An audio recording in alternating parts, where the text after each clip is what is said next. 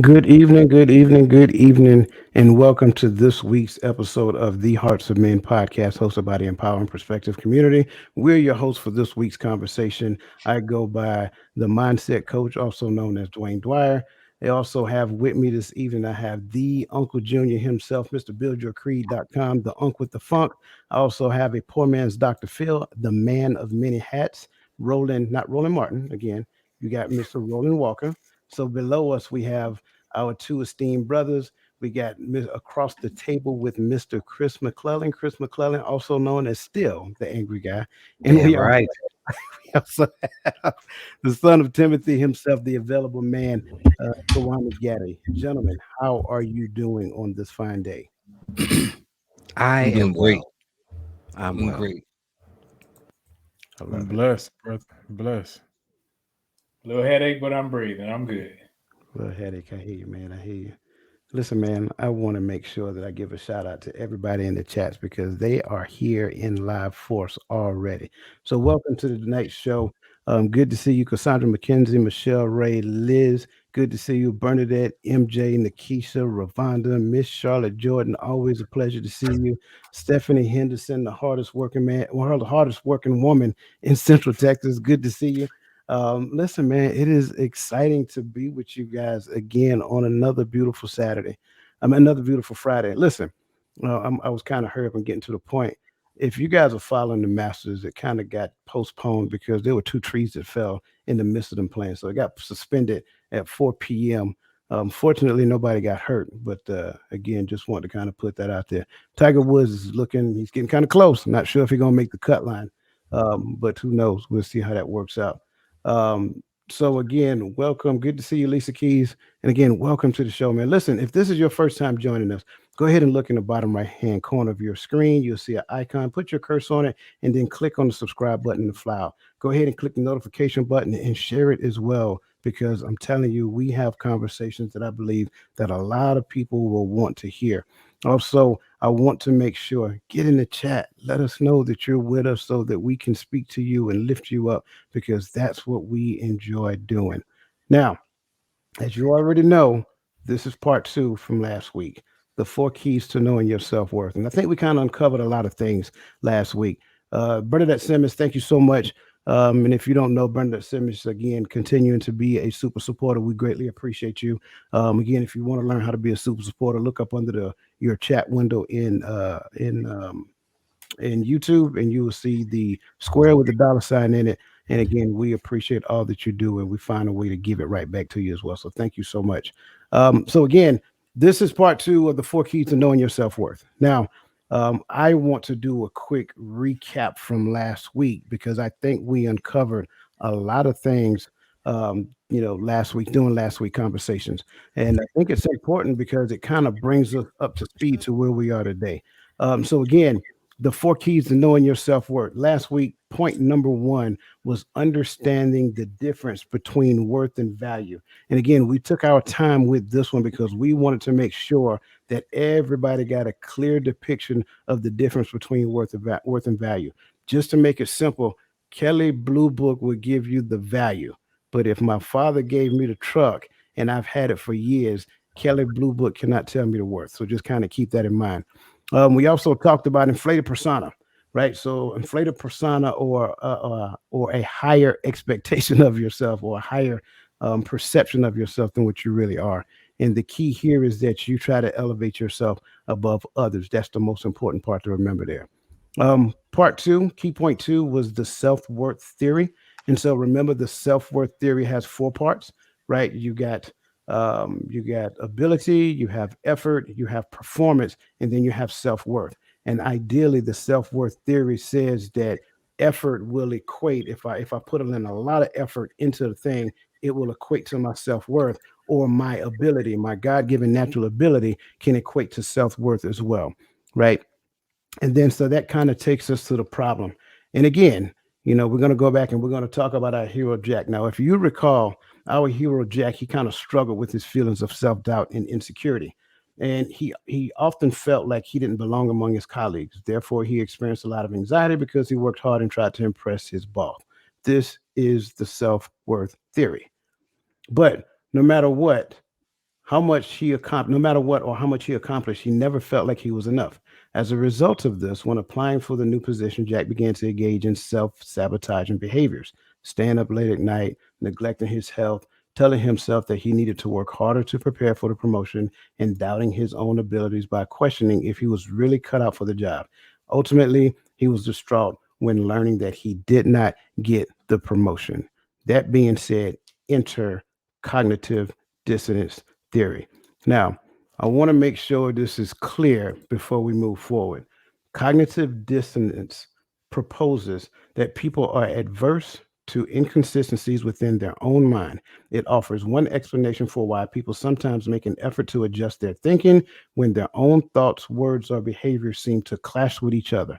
Simple example: when someone tells a lie and feels uncomfortable about it because he fundamentally sees himself as an honest person, this person may be experiencing what is known as cognitive dissonance.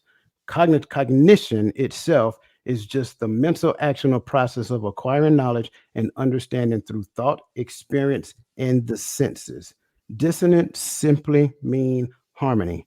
Therefore, when our behaviors aren't consistent with our perceptions of our worth, behavior or perceptions aren't in our perceptions, I'm sorry, aren't in harmony, and we may experience depression and or anxiety among other things. This takes us to key point number 3: understanding which factors influence my self-worth. Now, the first point I want to bring to the table is our childhood experiences.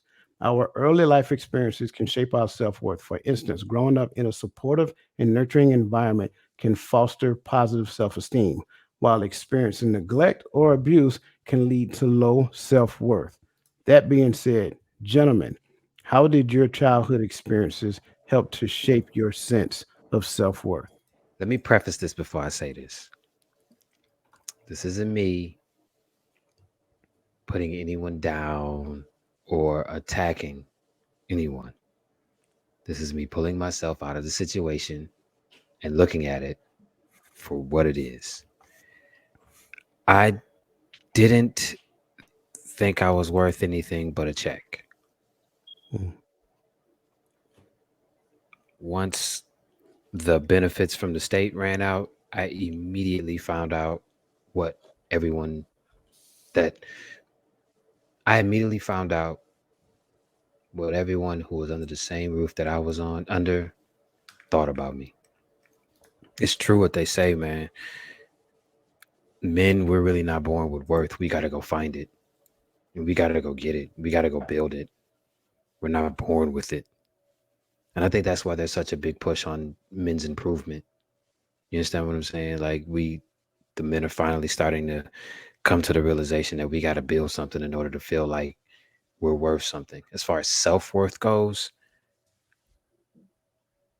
like I said, man, I didn't think I was worth anything but a bunch of benefits. And then when those benefits ran out, I found out that I really wasn't worth much to the people that I thought really cared about me the way that they were supposed to.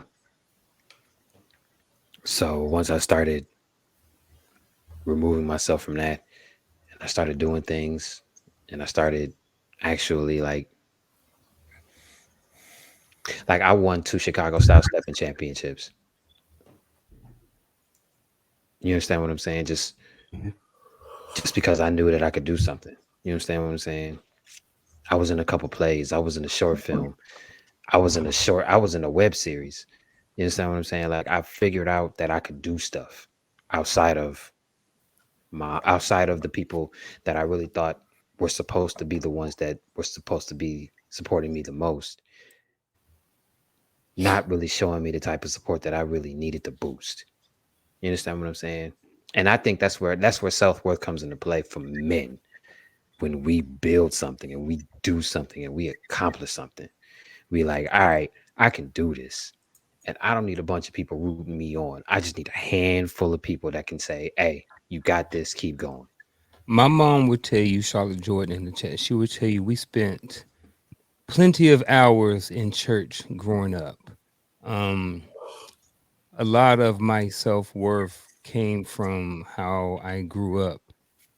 But let me say this at the same time. there was a lot of seeds planted growing up, especially when it came to my father. I think that he taught me a lot of things, and my mom, when it came to my self worth and having some sort of self worth about myself, including in the messages and different things that we got from church. However, what I did was, because my father was dealing with his own demons, I spent an early part of my young child, my young manhood, or teenage years, trying not to be him.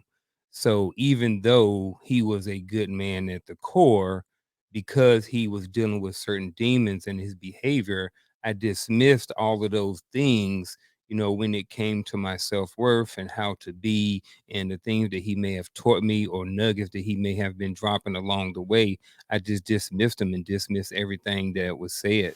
But as I grew up, and I started getting older, I started being able to pull back from those messages at church, those things that, my mom told me about, your value and your self-worth, those messages and different talks that I had with my father. It wasn't until I was older to where, those seeds that had been dropped when I was younger were finally able to blossom and to bloom into something valuable, or to something of importance, once I became an adult. So my sense of self-worth, it early on, because I negated the fact that my father was a good man because of his behavior, I didn't have a lot of self-worth, and I think it was just because I wasn't paying attention to the signs, you know what I mean, and the signals and the messages that they were telling me. So I think, I know that it was all on me, but I think, like I said, maybe had my father not been dealing with those things, maybe those things would have stuck, and I would have a greater self-worth about myself at an earlier age versus later on in my life. So that's how mine childhood experiences shape my sense of self-worth. I really want to ask a question there, but I think it's going to come out throughout the conversation. So I'm gonna hold off for now, and if it doesn't, I'll come back to it. Okay. Early on,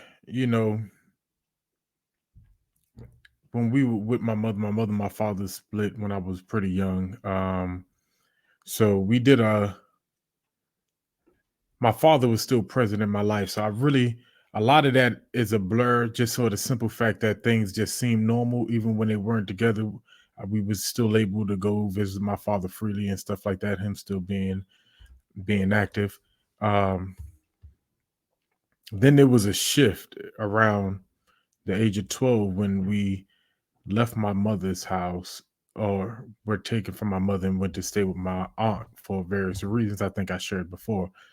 Um, from then on, even early on in the military, I went through a lot of depression, a lot of battling mentally, things that were going on. A lot of, if I don't matter to the people, quote unquote, taking care of me, then do I matter? Thoughts of suicide and stuff like that. So my self worth wasn't really built in my childhood, but growing up, uh, the one thing that I did do is we went to church a lot, and I know that's bad English, right? But we went to church a lot growing up, and early on, I gained a love for the scriptures and trying to understand the scriptures. That was a thing for me, and in doing that, uh, I found my self worth later on in life, and understanding that the Father had a message in His Word for me, and that's where I started to build myself. Um, Even looking at other men around me and stuff like that, I would, take the good and the bad, but how do I line up what I'm trying to be, or how I'm trying to see myself with this one thing that I did hold dear and true to me, which was the scriptures. And that was pretty much it, because I didn't get it from school. I wasn't the best basketball, football player. I wasn't the best ROTC guy. I was pretty good in art when it came to like drill and ceremony. But it it was a lot of having to search within myself. I couldn't look for my self-worth anywhere else because every human being up until recent years have let me down in my life.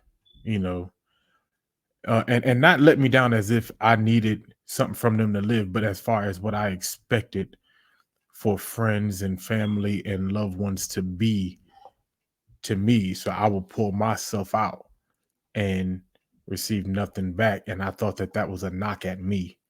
So I, now at 37, you couldn't tell me that I ain't great. I may not be great at one specific thing, but but because I learned to find myself in the scriptures, I'm great because I know who I serve. So and for everybody's different, so that's me. That's how my self-worth was shaped, Man, I guess this question it's a good question and it's kind of therapeutic at the same time.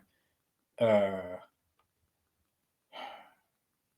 because I think growing up, my experiences as a child developing self worth was always attached to physical appearance because I grew up around a bunch of women. I mean, my mother, my auntie, my sisters, and, a bunch of women, and even outside of the home. And women always, as a little boy, they would pump your head up.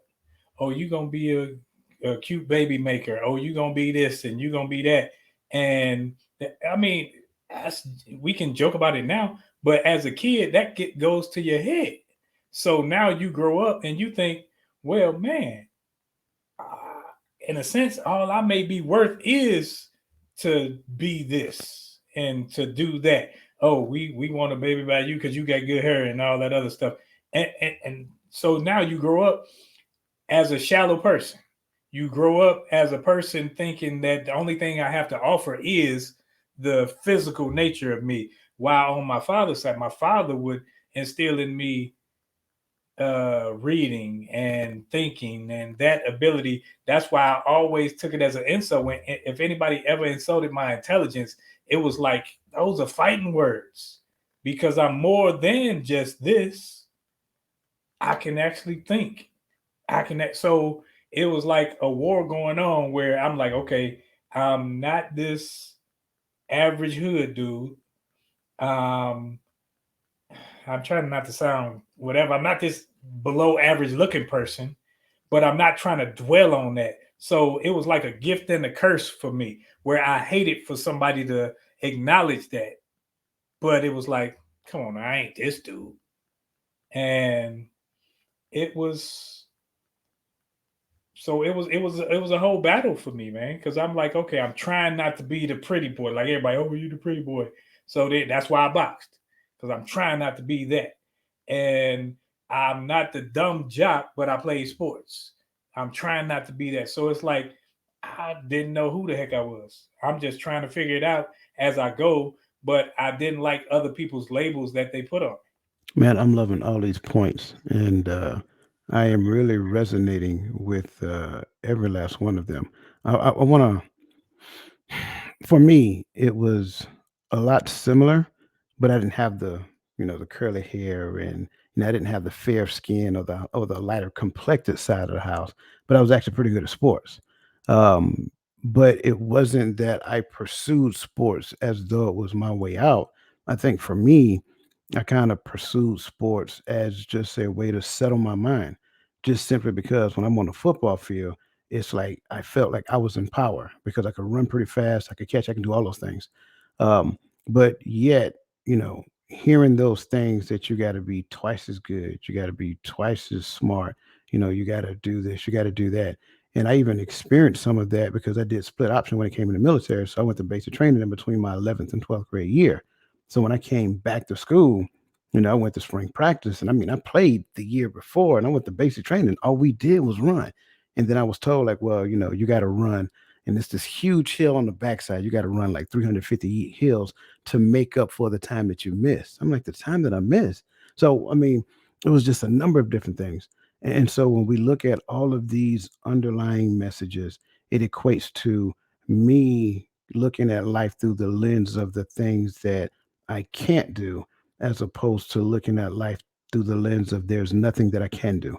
And unfortunately, it kind of gets you started off in life as though you have a handicap.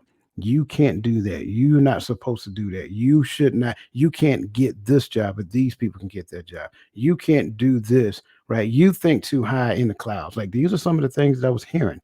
And fortunately, it wasn't coming from my mom. It was just other outside influences to where you hear that from. And it was kind of frustrating, especially, growing up in the South, young man trying to figure this thing out life called life. And then you got girls and then you got books. And you just kind of, I don't know why, it's just kind of like a toss up. It's like you can't be interested in girls and be good at books at the same time. Like, why not? You know what I'm saying? Why not? So it's a number of different things that facet in it. And then when brother Timothy mentioned it, we used to go to church every Sunday, but it wasn't that we went to church for me to learn. It was that I went to church because I was supposed to go to church. To be honest with you, the best part of me going to church at that point in time was leaving. That was it. Because by the time I leave, the It game is wasn't a coming on. choice. It wasn't a choice, It was right? something that they forced you to do because it was something that you did in the house. That's why there aren't really a lot of men in the church right now, because it's not a it wasn't a choice back then. You were forced to go. You were forced to go to Bible study on Wednesday night. You were forced to go to church on a Sunday at 11 o'clock and stay there until everybody left. It wasn't a choice. You wasn't there to learn. You was there because your mama told you you supposed to go. Let me stop. I I went see. I twice. said I wasn't gonna do this today. I said I wasn't gonna do I this. mean, All I'm gonna good, stop. man. I went twice on I Sundays. mean, yeah, most of us did. But let's be honest, right? Because we can't be disingenuous in that one aspect, because no matter what culture or religion you grew up in, you went where mommy and daddy went, whoever house you lived in, you know. But it for me, I think it's mostly you can't be in church shouting the floors away in front of your kids, and at home cussing up a storm, ready to fight everybody, and you just the nastiest person they see, but you dragging them to the church. Like I I think really that's the problem, because there's no evidence to them that book works, because they're not seeing it in you. Mm. But I'm gonna leave that alone. I just wanted to put some clarity on that, because though that's true, and no matter what we do, because here's if mama went anywhere, unless she had a babysitter, you went. That's just what it was. And church was that thing that we resent, but we really resent it because the evidence wasn't at home. For me, and just being clear, I resented it because I didn't want to go. That was it. I can't even say the evidence. I can't. I just didn't want to go. I'm just going to be completely transparent. That's all it was. I wasn't at the place to where I can look at what the Bible says and look at the people in my house and see what they were measuring up. I just didn't want to be there. But on the other side of that equation, I'm glad I was forced to go, because the other side of that for me, it made me consider some things then that came back to me as I got older. That's the other piece for me. So even though I didn't want to go, I'm glad she took me because I needed to go. Right. And you got to realize that she was a single mom trying to raise a knucklehead. You know what I'm saying? And then 7 years later come my sister. Then 7 years after her come my other sister. So that's the spread between us. So at a certain point, I kind of became like that, that child that took care of his siblings. And again, I kind of appreciate the way she did things, even though I didn't want to go to church. I knew I had to go, and then eventually, it is what it is. But like I said, as I got older, I found myself going back to the church voluntarily. Yeah, I admit I didn't want to go then, but that's okay. Um, and so when I look at how my childhood experiences shaped my sense of self worth, it was skewed because I had no idea what my self worth was back then. In fact, I'll be transparent. I was stuck in the mindset. I think somebody put it in the chat already. I was stuck in the mindset that I was only valued by what I would do. That's it. So if I wasn't doing anything, I wasn't valuable. And that's the wrong perspective, simply because my self worth, again, Kelly's Blue Book value is all about value. not worth. Whatever that vehicle is, it's probably has an intrinsic value to the person that's selling it that far supersedes the Kelly Blue Book value. But because they need to sell it at this particular point in time, they're going to sell it according to what Kelly say they need to sell it. And I think it's important to look at it from that perspective. Um, Ronnie, you look like you're stroking your beard, but I thought you had something you wanted to say. Get that? Okay. Let me see. So Lisa said, I believe my self worth was viewed task based because if I accomplished a task, that added value to me. Absolutely. Kind of like what I was saying there. It wasn't a choice, but I think, yep, absolutely. So Liz says, I didn't grow up with my father, and my stepfather was an incomer who wasn't my father. My self worth is based on being a daughter of the king. Otherwise, I'm numb. Yep, I agree 100%. Michelle said, being a Chicago native, I was told I wasn't going to achieve anything great, but God said otherwise. I followed my father's footsteps and served my country, and I achieved a plethora of goals. Absolutely. Absolutely. That's a great example of how a parent can shape an understanding on helping the child do something, right? Until you have a good understanding of who you are, just keep moving forward and you'll figure it out over time. Let's see. Cassandra said it wasn't a choice for me. Every time the doors was open, I was there. She's talking about church. I got you. I agree with you. I think Cassandra, you said your parents. I think your father was a preacher as well. So that kind of goes along with Uncle Junior's story. Michelle said, and yet still striving. I didn't have a choice. I was pushed out the house at 18 in Panama, and the military changed me. Absolutely. Thank you guys for sharing that. And listen, I want to make sure that I go back and catch everybody because I greatly appreciate all you guys have done. Miss Teresa Austin, Cassandra, and Lisa. I seen you. I put it in the chat, but I want to make sure I acknowledge you verbally as well. So thank you guys for being super supporters as always. Now, moving forward, because I think as you hear our explanation on how did your childhood experiences shape your sense of self-worth, I think it's easy to understand that growing from that perspective, we went through several bouts of dissonance, inharmonious thoughts based upon who we are and what we're doing. Simply because in some instances we probably over embellished our self-worth by thinking we were more than some other people. And by that same token, the other side of the coin is that we probably didn't think a lot about ourselves simply because based upon societal norms and things of that nature, we didn't feel valued. So speaking of which, the other 3 points I want to kind of run through real quick. You have social comparison. That's point number two. Media and societal messages. And point number four is personal achievements and setbacks. Now, when it comes to social comparison, we often compare ourselves to others, especially those we are in similar situations. Comparing ourselves unfavorably to others can lower our self worth, while favorable comparisons can boost them. Point number three, media and societal messages. The media and societal messages can impact our self-worth by promoting certain beauty standards, social status, and other ideas that can lead to feeling of inadequacy or unworthiness. And point number four, personal achievements and setbacks. Our personal achievements and setbacks can affect our self-worth. Successes can boost our self-worth while failures can lower them. With that being said, gentlemen, how do social comparisons, media, social messaging, and personal achievements shape an individual's sense of self worth? I think when used properly, it can be very effective. And here's what I mean by this. Um, the comparison, I get it. I understand it. I think on a daily basis, a lot of people spend a lot of time comparison. I think comparison is okay depending on what you're looking at to be the outcome. And what I mean by that is this. So I follow a guy named David Goggins, right? He's considered one of The like the most hardest guy on mentally earth. tough dude I've ever seen in my life, but he is a nutcase sometimes. Exactly. So I like it. He's very dialed in, he's very direct. He's run 240 miles, Navy SEAL, all these different types of things. So it's not that I want to be like him, and it's not that I compare myself to him, but at the same time I do. But I compare myself as to something that I want to achieve or like aim towards as a goal, not to compare myself. So I'm looking at him as a comparison, but not a comparison at the same time. I like his values. I like his work ethic. Those are things that I want to get better at. And he, in my book, is one of those guys who performs at a high level on that era, in that era, or in that not era, in that genre or in that space.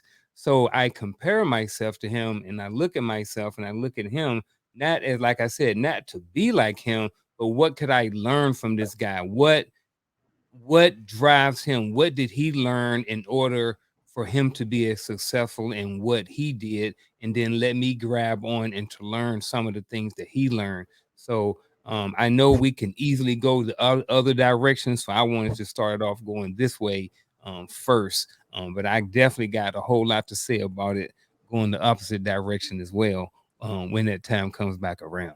So real But quick, just see, out of curiosity, how Mhm. did you choose David Goggins? Just out of curiosity. A lot of it had to do with, I think, by me being in the military and just cussing and stuff like that, just being real. I like Eric Thomas and I like David Goggins, but it's just his work ethic and like direct approach. Like I don't need coddling. You know what I mean? I'm 47 years old. I don't need you to coddle me about what I need to get done. I need you to say, look, this what need to get done, A, B, C, or D. You ain't got no excuses. I'm 47. I ain't got another 47 years to live. So I ain't got 47 years to figure it out. So I like that type of approach where it's very direct, no nonsense. And that's just what I just tended to gravitate towards. and the Okay. thing about men like him and men on his side of the sphere is that he makes it human. Like, and that's the side of the social comparisons and the media and all of that that's missing. I've heard interviews of that man saying how difficult it is for him to lace his sneakers up on days that he does not want to get up and go running, on days that he does not want to go to the gym, on days he does not want to go do the things that he needs to do to accomplish the goals that he has set out. But he gets up off of his ass, he puts his sneakers on, and he goes to do it anyway. He lets you know that you're going to have days like that. The whole mainstream media, social media thing shows one glamorous, perfect, I'd have no bad days sides of it. And that's the part of it that's making people think that either they not doing enough or they not worth enough, because they see people on all of these outlets having perfect lives and they know that it ain't like that. You understand what I'm saying? That's why I'm glad Unc brought up David and Unc brought up ET, because they'll tell you there are days where you're not going to feel like doing this, but you got to do it anyway. And the fact that you do it anyway builds your self worth, because you know you can do it even on days where you don't even feel like it. So what I'm hearing you say is that even a lot of the information that is grasped from social media or the messaging, people tend to compare themselves to the raw data without necessarily understanding the information that exists behind the scenes. Listen, man, I used to do credit repair in my city. A lot of the cats that's in this city that's flossing like they got it, they don't got it. I'm going to keep it a buck. But they put the facade out there that they do. And a lot of people everywhere, because they see this, they compare their lives to the facade of social media to show the 100% perfect side of it, and not the side where they got to dig themselves out of this rut to get there. You understand what I'm saying? I really wish people showed the grind, because the grind is really where you build your self-worth, because you show yourself that you can do whatever you want to, as long as you put your mind to it and cut out anybody that's telling you you can't do it because they can't see themselves doing it. How it affects your sense of self-worth is if you focus a lot of your attention on what you see in the media or social media or whatever platforms you love to read or watch videos or whatever the case may be, whether it's live TV or whether it's movies, your self-worth is really shaped based upon someone else's opinion or narrative of who you are or what you should be or what you should like, based upon your geographical location or based upon your ethnicity or background, right? Because a lot of times people you see a lot of posts, uh the starter kit for being a New Yorker, and they'll have a North Face, Timberlands, and the Yankee fitted. So people who don't like those things, after a while, after you see 100 likes and a bunch of people laughing, you might start thinking, shoot, am I really a New Yorker? I need to get me a fitted. I need to get me some Tims. I need to get me a North. And It is no true one, though. I mean, don't come for us, right? We ain't, no, I'm sorry. kidding. I mean, it might be some truth to it, but I can't hold my self-worth or my value as a New Yorker based on that, because I live in Texas. So what am I going to do with Tim's and the North Face? You, I you feel what I'm mean, saying? Like, so that's just how I feel about it.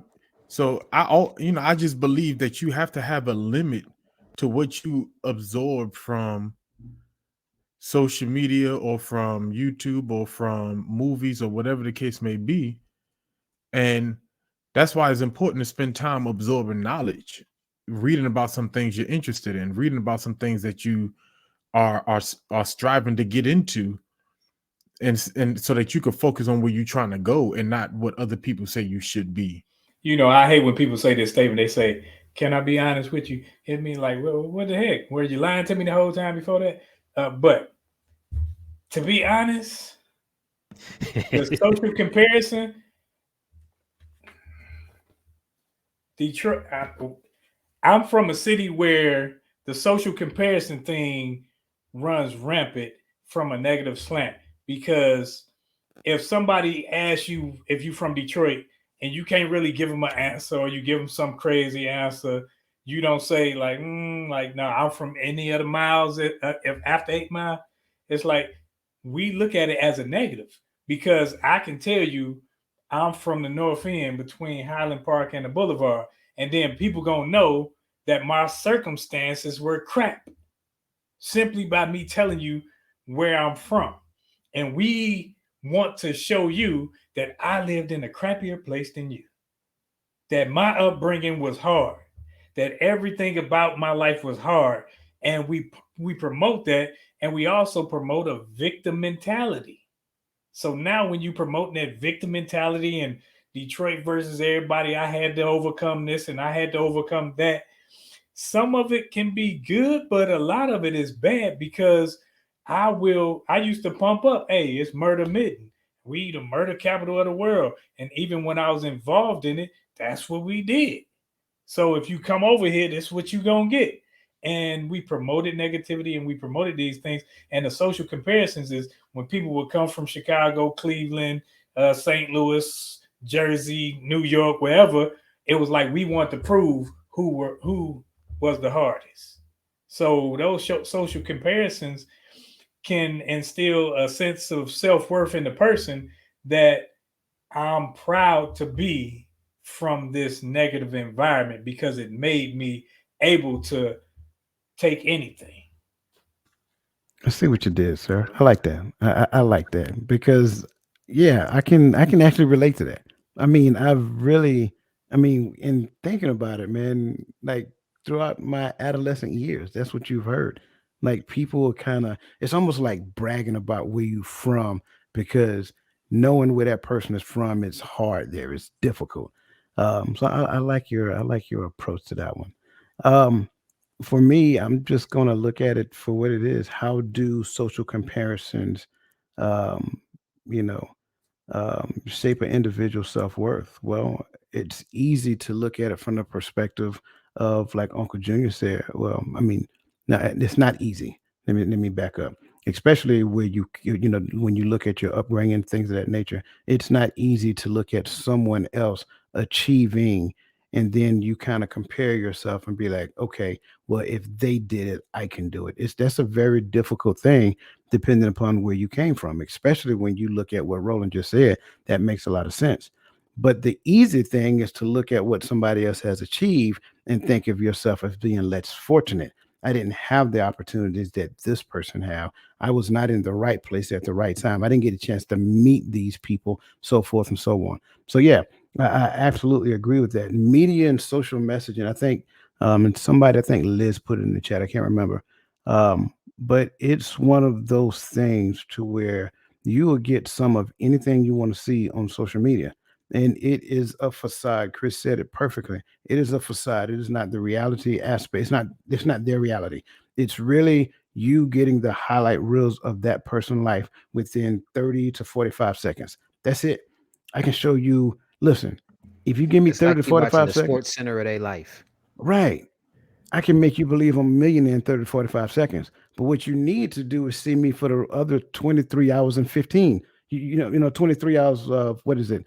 23 hours and 59 minutes and 15 seconds. That's what you really need to see. When you follow a person around long enough, then you will realize that, hey, they're only giving you the best version of them.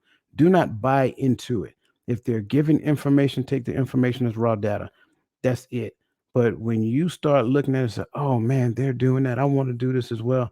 You don't know what it takes to get there. You don't even know if they're there. That's one of the things I tend to talk to people as it relates to multi-level marketing, right? You will hear a person stand on stage and they're going to do the best song and dance that you're going to get for that hour that they're on stage because they're selling. That's what they're doing. And they're selling their product from the perspective of their awareness. So you're motivated, you're amped up, and you're excited. Why? Because you're tapping into their awareness. Their awareness is not the same as yours. Therefore, when you try it, you don't necessarily have success at it because when you were pitched it from another person's perspective, which is also their awareness and their achievements as well, and not necessarily yours. Moving into personal achievements, again, my plight in life is not the same as Uncle Junior's. It's not the same as Roland's. It's not the same as Chris. It's not the same as Gaddy's. But what people tend to do is we look at another person's achievements and then we experience success. I mean, we experience depression, we experience anxiety, especially if we grew up together, especially if we went to school together. Get out another person's lane. Get out their life. You don't know what their calling is. You don't know what their purpose in life is.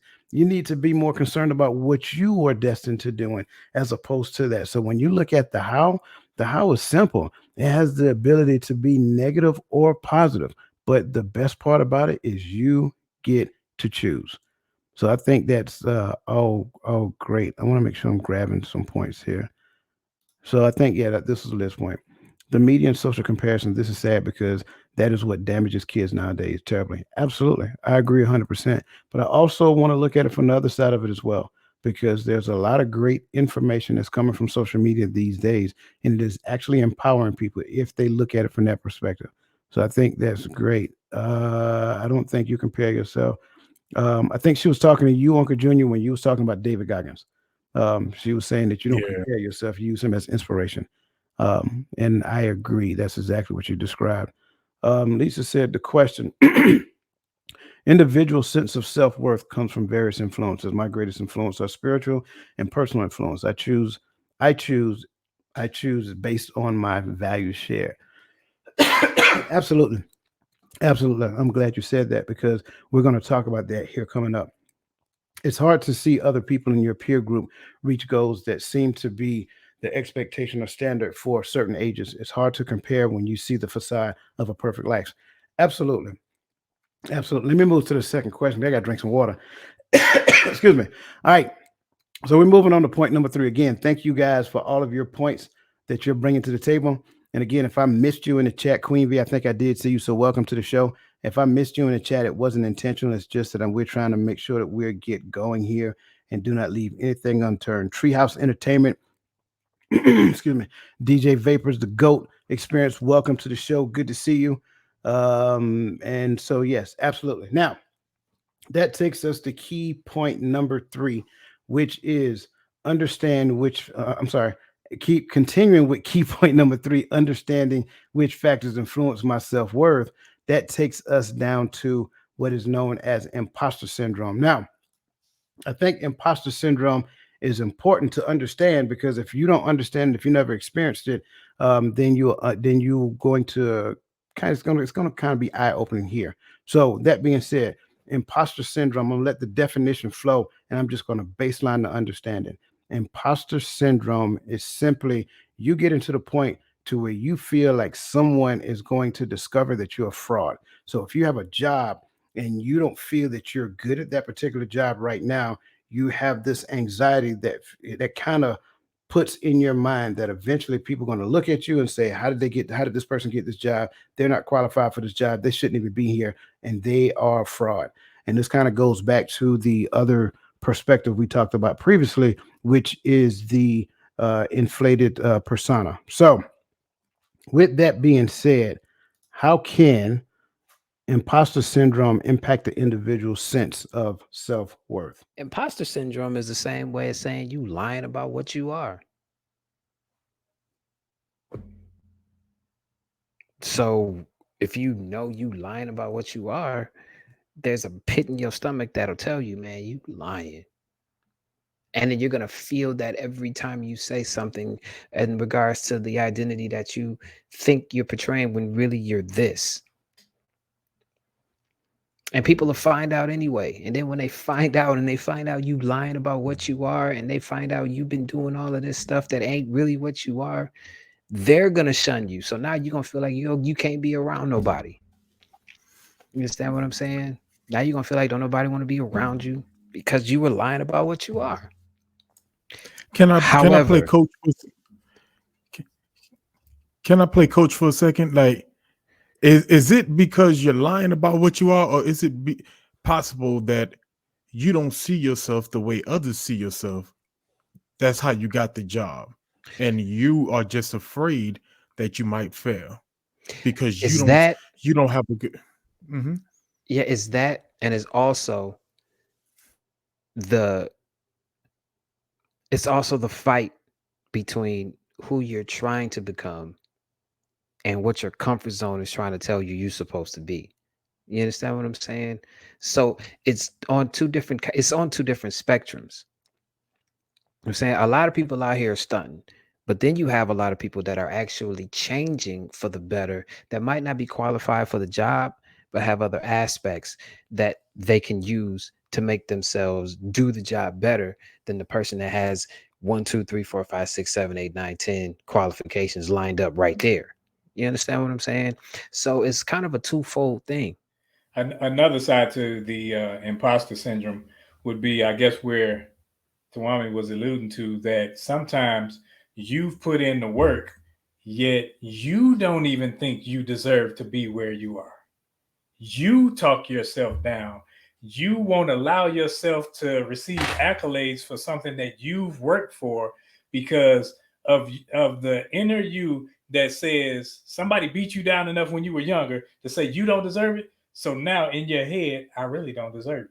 I like it. So But can I add a little flavor to this real quick? Is it possible for a person to experience imposter syndrome in the space of relationship? yes, Definitely. Absolutely. Make it make sense.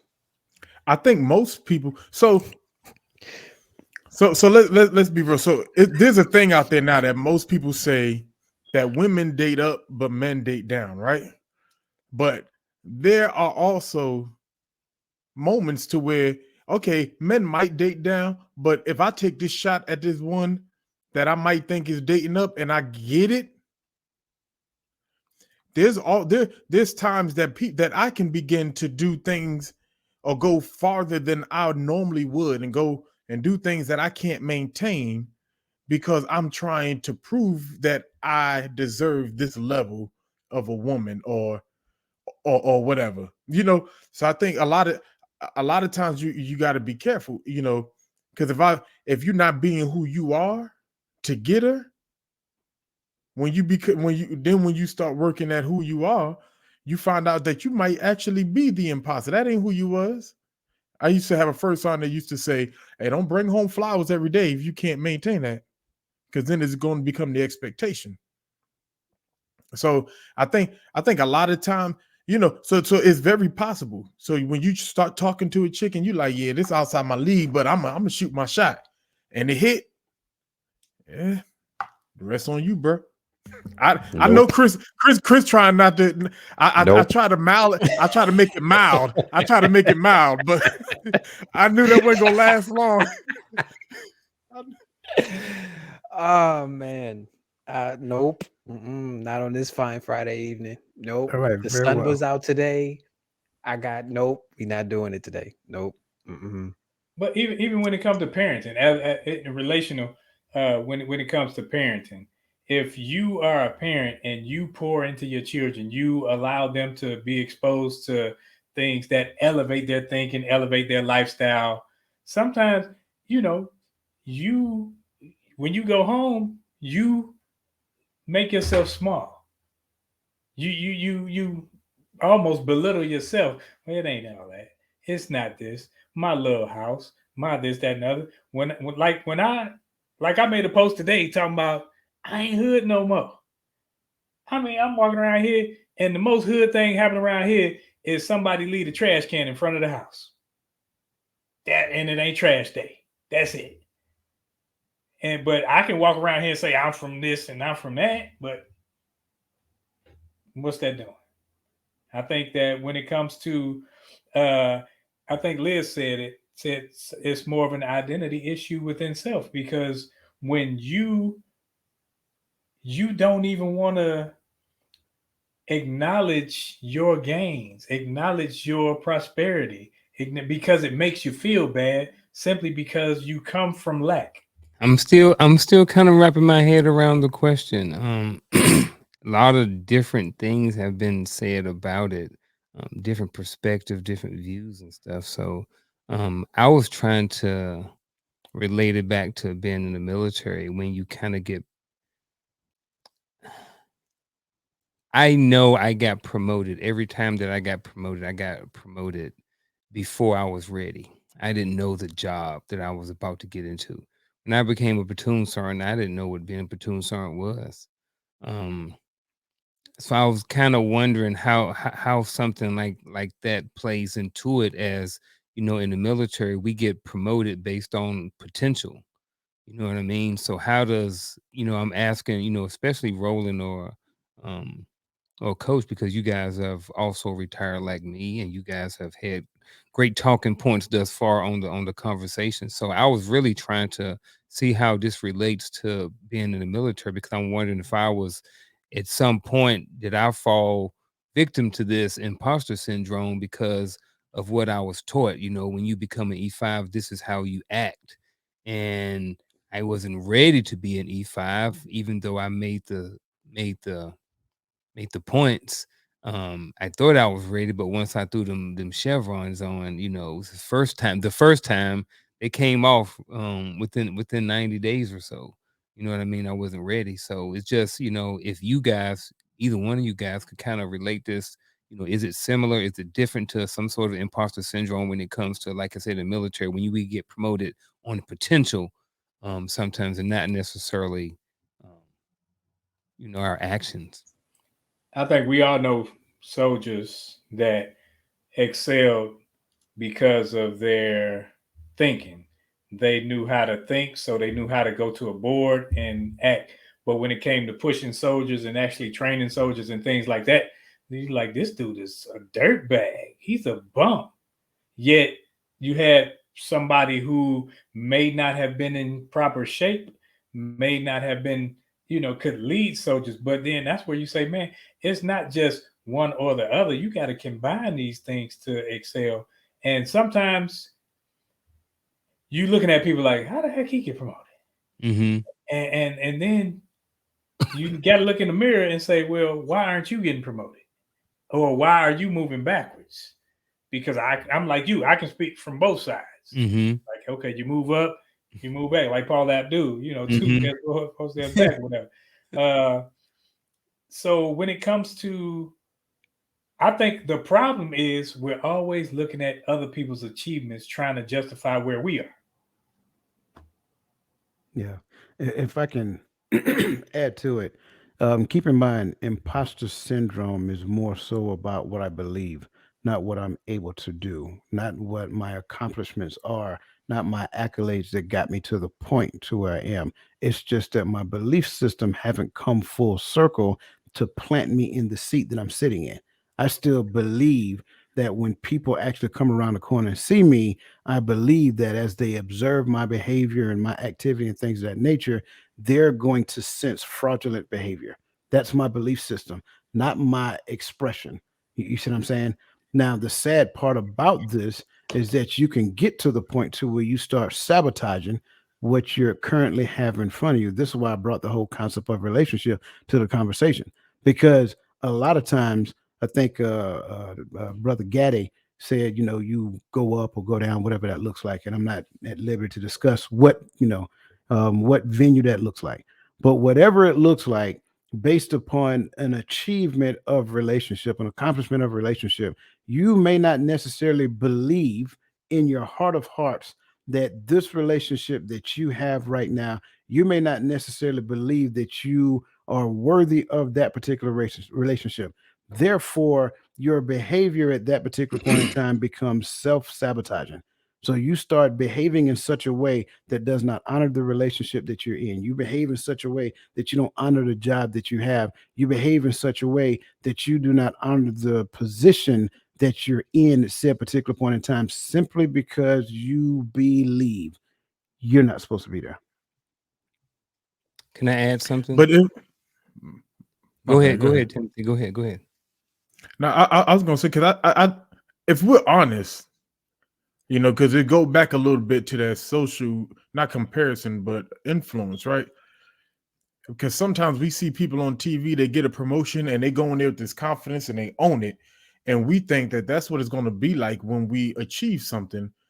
But if we're honest and real, I think when you when you get promoted to a position you've never been in, there's always going to be that level of fear if I belong there because you've never been there. And it's until you start to achieve at that thing that you'll start to be like, okay, I got this. I can move in this space. Yeah. Let me answer this. Here we go, Chris. Last year, KS, right? Kevin Samuels. When he was hot the other year, so a lot of guys gravitated towards his content, and a lot of guys started understanding their worth or their value, right? High value man was a term that was used frequently, even though he didn't come up with the term. It was something that he used, yada yada yada. And I think what happened was when some men started understanding their value or their worth, they first of all, his message mainly was for like the top 20% earners and men. So everybody, his message wasn't necessarily for them. So some men were giving themselves a inflated sense of self-worth, and now they're like very angry and they're not understanding why they're not getting, certain women and certain different things like this. And I think it's because they swung to the other side. They understand that they may have a little bit more value or something like that, or more worth as a person. However, it's in a negative way, and they're using that to say, well, to demand certain things from women and different things like that, and they're not looking at it from a balanced perspective. And I think, like I said, it has caused some men to have an inflated value, or an inflated sense of self-worth, just because of they've launched onto a certain talking point and they're just running with it. So that's how, to bring all of this to social media and all of those things come back. I think that sometimes it can be a negative thing when we launch onto something and just run with it. What do you think, Chris? There's a lot of angry men and angry red pill men. Oh, absolutely. Yeah. Absolutely, there are a lot of dudes that are angry. There are also a lot of dudes that actually missed the whole message that Kevin was actually trying to share.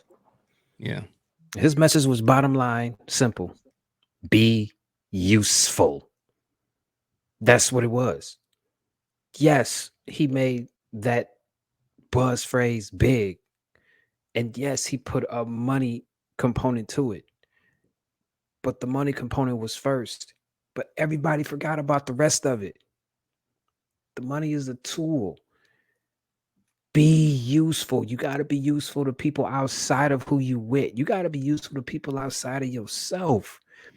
And that's why a lot of men out here really are out here that really don't have the type of self-worth that they think they're supposed to have, even though they have the money component together. It's because they're not useful to the people outside of their network.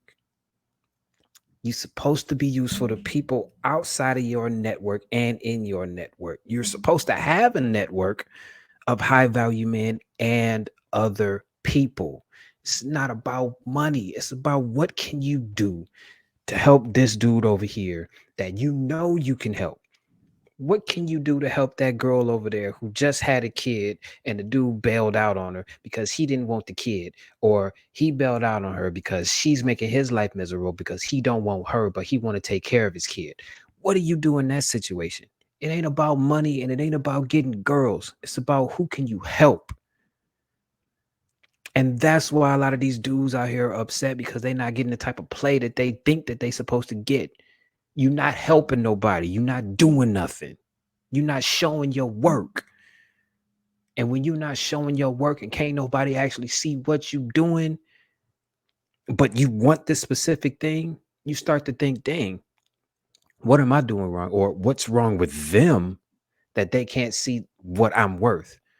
You understand what I'm saying? Put some work in. That's really that was the message. Put some work in, be disciplined, have integrity, have morals, and have ethics. That was his message. I love it. I love it. All right. So Michelle says, understanding how to be authentic, how to be the authentic self. A person can be challenging to those that always live as a pretender because of where they lived or lineage of their family. Absolutely, I agree 100%. Wait, I think I missed a question. Would you consider imposter syndrome the same mentality as fake it until you make it? Uh, uh, I think, yeah, I think that's kind of maybe not purely, but maybe, right? Because you got to realize it's not so much as them faking it because they don't belong there. It's them belonging there. They have the accolades to be there. They just don't believe they should be there. And they think over time that somebody is going to discover that they're a fraud. So I want to make sure I'm Mm. saying that. What happened? I'm like, I know somebody like that. Oh man, stop it. Everybody knows somebody like that. And Like here's the I just looked at it again. I'm just like, hold up, hold the Mhm. phone. Yes, sir. Now Yes, sir. I can come from a whole Yes, different sir. point of view now, but I ain't. Yes, sir. We know. So Move right move- along. moving along. Listen, Aristotle had a thing, right? He came up with a perspective, and he said that all good friendships, I'm gonna say relationships, period. He said all good friendships fit in one of three categories. They are either friendships based on utility. Let me stop there. Friendships based on utility, right? Friendships based on pleasure, or friendships based on virtue. Again, he said friendship, I say relationships. So what do they mean? So utility is all about some sort of use. So in essence, you have a relationship to where you guys use one another for a thing. A lot of times when it comes down to this type of relationship, the using only go one way. I hate to say it that way, but in most cases, that's what it looks like. On the other hand, when you have friendships based on pleasure, right? Get your mind out of the gutter, people. This is all about creating positive memories, right? So you guys go to parties, you go on cruises, you do all of those other things. And then second, and lastly, you have friendships based on virtue. These are deep, meaningful relationships to where you generally have the same belief system, and it is literally like a self-licking ice cream cone. Like it's symbiotic in nature, and you literally I know a lot of people laugh when I say that. You, it's symbiotic in nature, and you two feed one another. You uplift one another, and you create an environment to where you can grow. That being said, How does Aristotle's perspective on the three types of friendships, utility, pleasure, and virtue, influences our self worth? He said Aristotle. That was a lot right there. Oh my goodness. By itself, right? Like, We be you in want me to class over comment on here. Aristotle? Yeah, man. Forget Aristotle. Just talk about his point. But it's his. It I mean, is sorry. his. We're not Nah, looking at his life. Go ahead. so if I take a stab at it, right? Because here's why we all sitting back. Well, I'm assuming here's why I'm sitting back looking. Because does it? I unless you are looking at it from the aspect of I base my value based upon who I'm around. Like, because I know some people say if you hang around millionaires, you'll be a millionaire. You hang around bums, you'll be bums. You'll be a bum. Like I heard that my whole life, but I, I I'm looking at it as, does it really influence my own self-worth of how I view myself? Based upon I don't even look at it as even in the aspect of utility, because pleasure, no, because I got friends that do better than me, worse than me, that I go that either I played ball with, or we just we just kick it, or whatever the case may be. But my self-worth is not really based upon who I'm around. Now, if the people around me, I would say it like this. Now, if the people around me didn't treat me as if I had value to them, then it can start to plague my mind and my psyche. But that's as far as I can personally take it. I take a stab. You took a stab. I take a stab too. When I used to go home, when I was still in the military, and I used to go home, and I was no longer living in Detroit, but I would go around. Detroit is a city where we like to show what we got. We flashy, gaudy, and all that other stuff. And I had military money. They had dope money. So when they were going, they dropping money here and there, and I'm with them, and they like, oh, I got you this, that, and other. That bruises your ego. It does. When I'm like, God, no, we at the casino, you done lost 10,000. You gave me a $500 chip. I'm I lost 200. I put three in the pocket because we on different planes. Now the realization comes, I can't hang out with these people. I can be a leech, but that ain't in my makeup. So now, do I continue to leech, or do I continue to stay, or do I find friends that are on my level, or whatever the relational value is, whether it's a friend that we go on cruises every now and again, and that's the whole gambit of our relationship. It's like, okay, where does it go after that?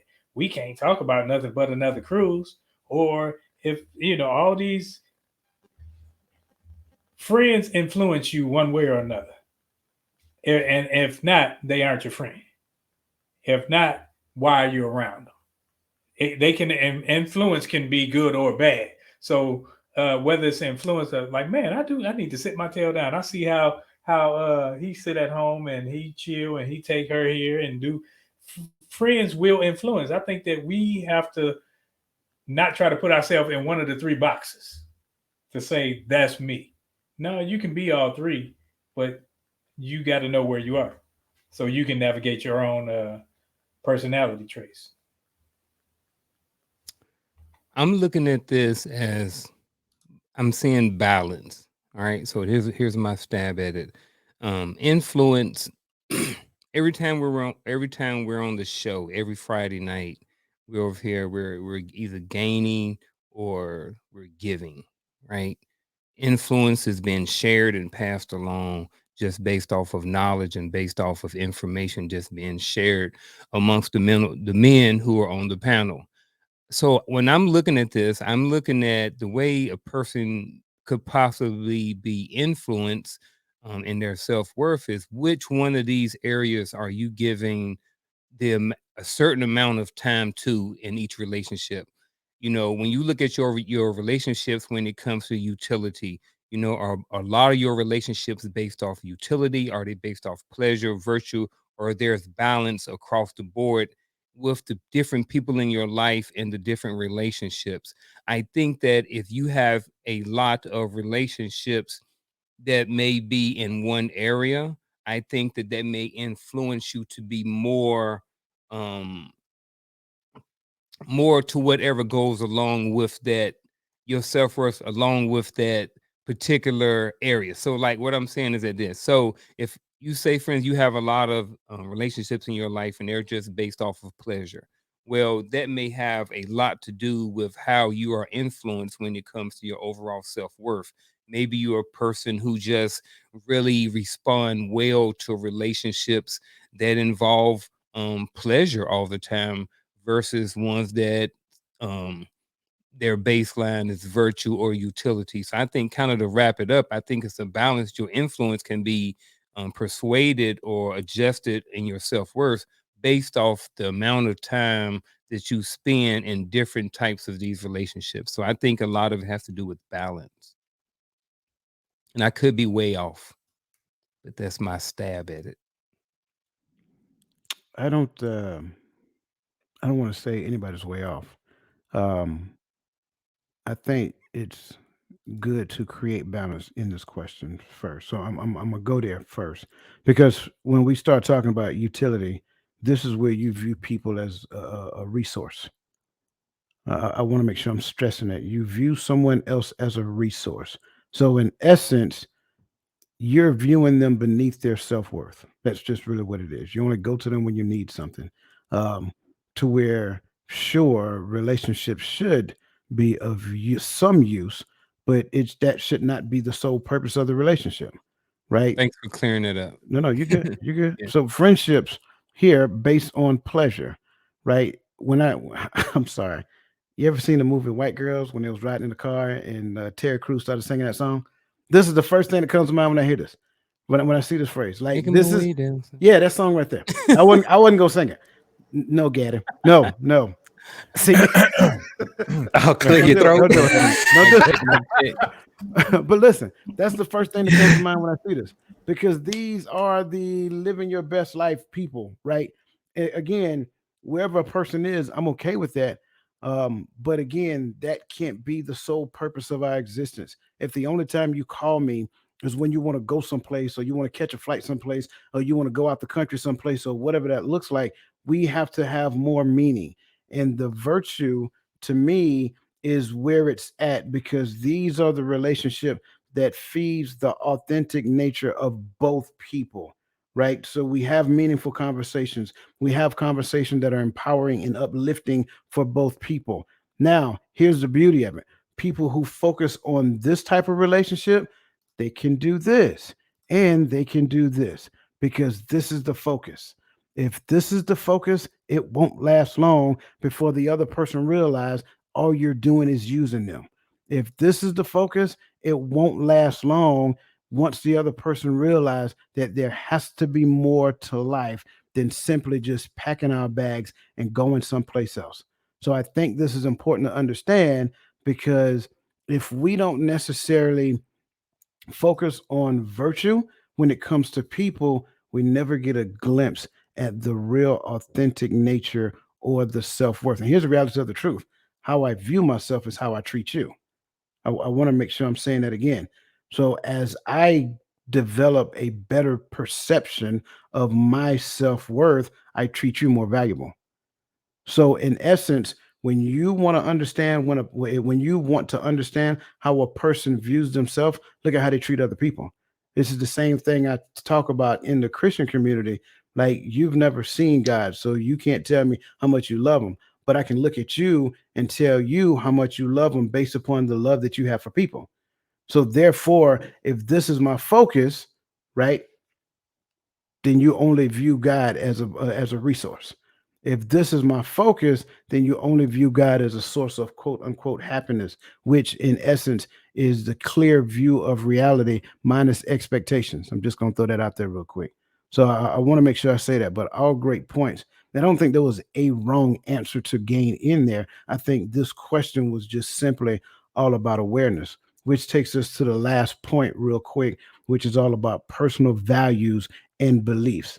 That said, how do personal values and beliefs shape an individual's sense of self worth? I think I kind of said it already. So I'm not going to insult your guys' intelligence by having you to go back and repeat the same thing I've said.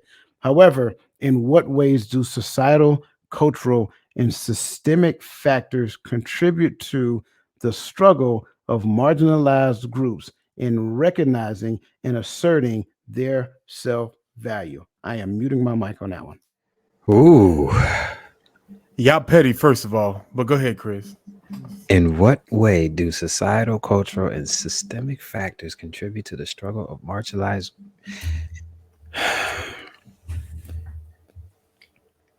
You know what? I'm gonna be honest with you.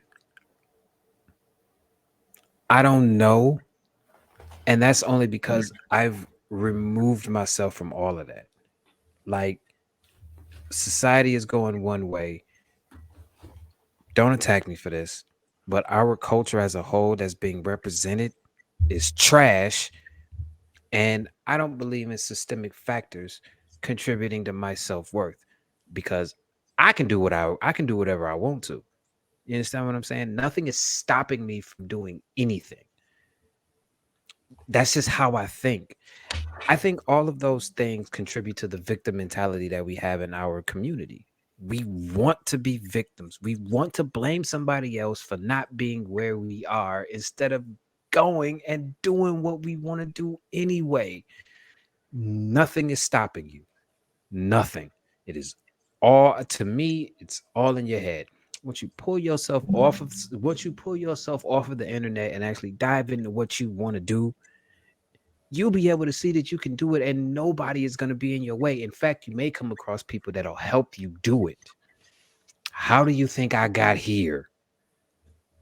You understand what I'm saying? So I don't know. And like I said, the reason why I'm saying that is because I've removed myself from all of that.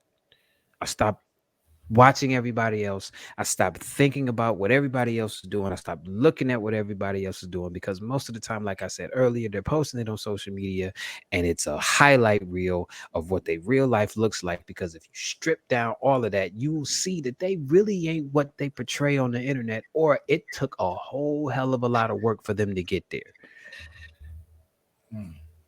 I'm out the way. So, in what ways do the societal, cultural, and systemic factors contribute to the struggle and marginalized groups in recognizing and asserting their self value? I think it can stunt them asserting their self value. I think that when you start off at a certain age and you're being pumped, or I was use that word with certain amount of information, um, I think what happens is it creates a sense or mindset that there is no way out and that I'm stuck here. So I think that what happens is you are not willing to assert anything. You're not willing to assert your self value or really find out who you are. And sometimes it's due to no fault of people's own doing. You know what I mean? Especially early on in life. If you've been told, you know what I mean, one thing your entire life that, you know what I mean, some systemic factor or some systemic system out there is the cause and the reason why grandma didn't make it, and the reason why granddaddy didn't make it, and the reason why mama didn't make it, and the reason why daddy ran out, and the reason why, you know, your big brother didn't graduate high school. If you have been taught that your whole entire life, your mindset is that there is no way out. So how do you come from up under that? And it can be very challenging for people. So I think those things being pumped into you your entire life can create, you know, the stagnant part of your life where you're not willing to assert anything and really figure out your self value. So, all right, let me dissect before I dive in, right? In what ways do societal factors, right? Societals, I will first say society plays a factor based upon multiple things. Your your geographical location and your view of success based upon what's around you or what you see around you, right? Um, or your ability to keep keep up. Sometimes people will base it off of that. So, I think society can give you a false sense of not just what your self value is or but should be, because it's based upon what's around you and who's around you. Uh Cultural, right? I think becomes the problem. So I'm gonna skip culture because that's a problem because it's tied to systemic factors, right? If you notice, whenever we talk about black folks and success, right? Because who's more marginalized throughout history than us in America, right? And I hear all the stuff everybody's saying about everybody else, but that's all right because if you look at the census, we actually still to this day suffer more hate crimes than any group. But see, look at the devil. Look at the devil in my kid. There we go. He done uh, said that was the devil.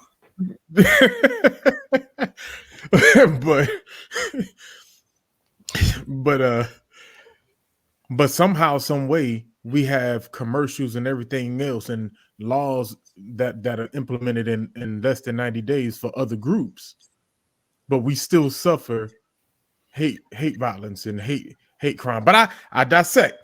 I dissect. I digress on that part, right? But when you look at systemic, you have to say simply, and if you were not, and I don't say this to be mean, all right, before I say it, but I say this to be real. If you were not born in any aspect of the diaspora of the Africans from the transatlantic slave trade, you really cannot put yourself in this mix. Because I get a lot of people from that are African that said, well, I'm not oppressed. Or I get a lot of people from China say, well, my parents came as immigrants and I'm not oppressed. Yeah, you know, I'm not going to deal with that. But being here, my entire 37 years of life, there's never been anything systematically that has said this is who you are. And this is what your culture looks like. Other than movies telling us that we were gangbangers and drug dealers and dope fiends. So when we talk about systemic, we have to look at it from that aspect. Systemically, it has been, and I understand where Chris went with this, but history tells me you have tried for over 250 years to make sure that I couldn't have generational economic success. I couldn't own property. I couldn't do fair business. And because of that, we now coming back. Now here we are, and we're saying, well, none of that stuff matters no more. And you're just supposed to figure it out for yourself. So, and I'm trying to leave a lot of meat on the bone so my brother can go. But but half the problem comes with you can't keep lying to people about who they are and expect them to become a people. That is really the problem. Yeah, onesies and twosies are making it and doing something with themselves, but what about the culture? What about the people? What about the neighborhood? Why? And I'm gonna ask this question, and y'all can answer it in whoever. But why, when black people become successful, we got to make it out? Why everybody else making it together, but we got to make it out? That should answer enough for the question right there. I'm gonna leave that alone. I'm glad I went last. That way I don't have to say much. I start from the back and work my way forward because I start with the systematic. Systematic, in our country, every fabric, every system is set up not just against black people, Tuwami, but against poor people. It's to maintain a sense of poor and wealth. Now, other people have had the ability to maintain their cultures. That's the very difference in us, because and that's why, like, they won't even talk about reparations and all that other stuff because they're not going there, because at the end of the day you're still property, period. And they can say whatever they want to say. That's why they make sure they give you a social security number, whether you use a social or EIN number, whatever, you have to use something to identify yourself so that they can tax you, so that they can say you are property and you work for me. So your earnings come back to us at the end of the day. Now, when it comes to how it can uh, deal with your self value, when you aren't allowed to purchase, when you aren't allowed to live certain areas, when you aren't allowed to do these things, when you're controlled, you start to get used to being controlled. And when you start to get used to being controlled, you may find twos and fews who get out, or twos and fews who they put above so that they can say, well, look at Oprah, look at Obama, look at these people, as if that's the norm when it's not the norm. Anytime you can say, look at this person, or this is the first of your kind to do this, that means there's a problem that you don't want to identify. You just want to sugarcoat it and pussyfoot around it and act like this is the cream of the crop and they ascertain more than everybody else. No, it's a lot of figureheads that they place in this country to manipulate the masses. And when it comes to, we always say, well, we can't be it unless we see it. So they allow you to see certain things. But the majority of what the system shows you about yourself, as in people of color and poor people, is poor white people. They try to say all poor white people live in the trailer park. All poor black people wear hoodies and walk around just calling each other B's and N words and these sorts of things. So it establishes a mindset in the collective body, not just in you, in the collective body. So now, as a whole, collective body say, "Man, I'm scared of black people." Then black people say, "Well, I don't want to live around them either." And so the self value is not just for me, because I know me and I know where I come from. So I can be one person, but I have to be able to affect multiple people around me to change the mindset, change the thinking, change the education system. Like I say, every system needs to change, but the change got to start with me, got to start with you, so that you won't see through the eyes of the system. And then we can start to bring our children up to where they aren't relying on the system. They're self-reliant. They aren't defiant because of the system, but they recognize it. And when you recognize it, you can get above Agreed. Absolutely. This is why I made this the last talking point, because I knew it was going to be a very long explanation, and I'm agreeing, especially everything you just said, Roland. I think when we look at it from a clear perspective, what you'll see is that all of these things, especially when you take a step back, you'll see a majority of everything that you say just like that. And so for me, I want to go back to what I said in the beginning before I put this question up, because it was a setup question, Gaddy, like you said, right? Happiness is all about having a clear perspective of reality minus expectation. That's where you find happiness at. I can't if I can't get a clear perspective of reality, which means I need to have a general sense of my history, then I am only going to be one-sided. And if I'm only one-sided, I'm not being completely authentic for everybody as a whole. Sure, it may work for me, but what about these people? What about if I go to help these people? I can't use the good news messages for people who are stuck in a system and don't see a way out. So great explanation. I greatly appreciate that. And again, it's not a shot at anybody. I want everybody to understand that this was just something I wanted to bring to the table, because this helps us to understand why some people struggle with their self-worth when they're brought up in an area to where all they see is doom and gloom. Then it's not foreign for that doom and gloom to translate itself into adult behavior as they move forward. So great responses. And that being said, this is a bittersweet one moment for me, because it is always like that when we move into our final thoughts. With that being said, we're going to start with still the angry guy, right? Brother Chris, take it away. Damn right. Um, okay. I'm gonna start with just self-worth itself. Self-worth is just that. Self-worth.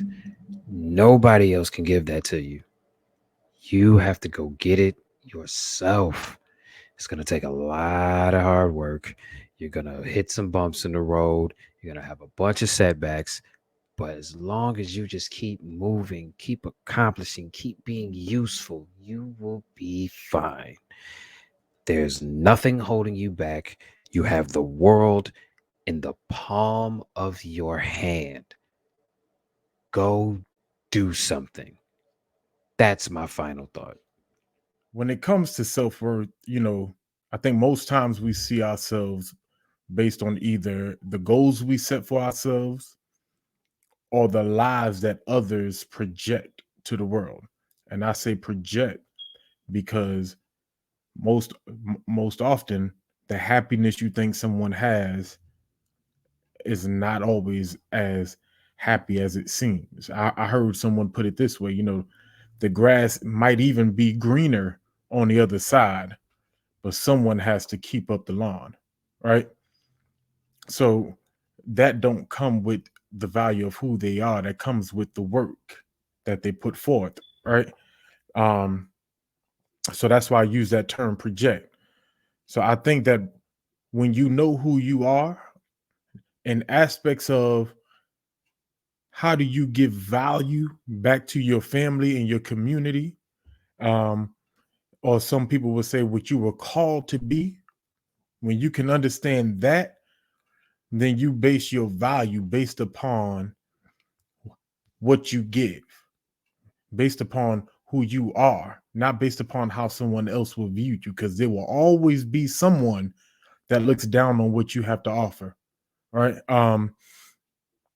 So when it comes to us looking at ourselves or having a value for ourselves, I think that it's important that, especially as a community, as a people, we have to learn how to grow together, how to link with people that as I grow, I can help you grow. And we start building people that look like us and look like our children and look like our nieces and nephews, and they see themselves through the lens of seeing someone that looks like them be successful without, of course, having to have a talent like playing the sport, singing, or acting. Then our self-worth as a community, because that's really the goal. It's not just for you to be better, but for the you to be better to help make someone else better.